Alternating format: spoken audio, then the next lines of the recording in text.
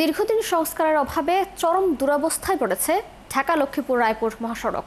লক্ষ্মীপুরের চন্দ্রগঞ্জ থেকে রায়পুর বর্ডার বাজার পর্যন্ত প্রায় 40 কিলোমিটার সড়কে সৃষ্টি হয়েছে বড় বড় গর্ত। কার্পেটিং উঠে গেছে বেশিরভাগ জায়গায়। যান চলাচলের অযোগ্য হয়ে পড়েছে সড়কটি। 6 মাসে এই সড়কে মারা গেছে অন্তত 17 জন। ঘটেছে 3 শতাধিক দুর্ঘটনা। সহকর্মী আতর মনিরের পাঠানো তথ্য ছবিতে প্রতিবেদন।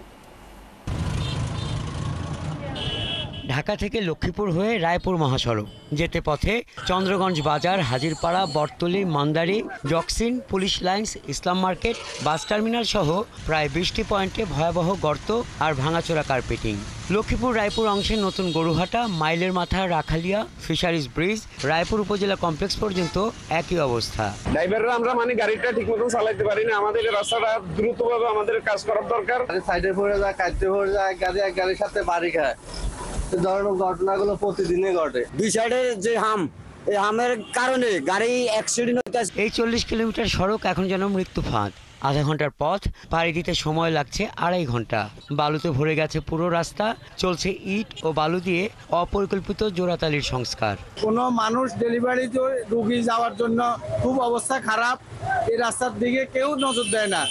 আশা করি ইনশাল্লাহ আজকের এই সংবাদের পরে যেন সবাই রাস্তার প্রতি নজর দেয়। দুর্ভোগের শেষ নাই। আপনি জানেন, সারা দেশের মানুষ জানে যে গতকালকেও এখানে রাখালিয়াতে বিরাট একটা অ্যাক্সিডেন্ট ঘটেছে।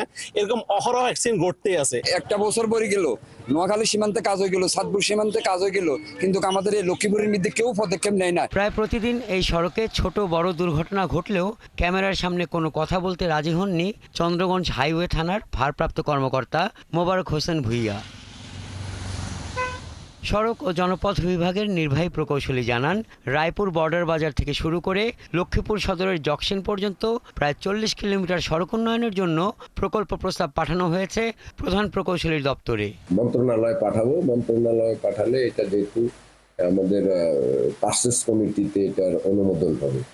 অনুমোদন হলে তখন ঠিকাদার সিলেক্ট হলে তারপরে কাজ শুরু করা যাবে। গত 6 আগস্ট একই পরিবারের 7 জন নিহত সহ গত 6 মাসে এই মহাসড়কে 17 জনের প্রাণহানি ঘটেছে। দুর্ঘটনা ঘটেছে 3 শতাধিক। দ্রুত সড়ক মেরামতের দাবি জানিয়েছেন এলাকাবাসী। হাসান আহমেদ, 71।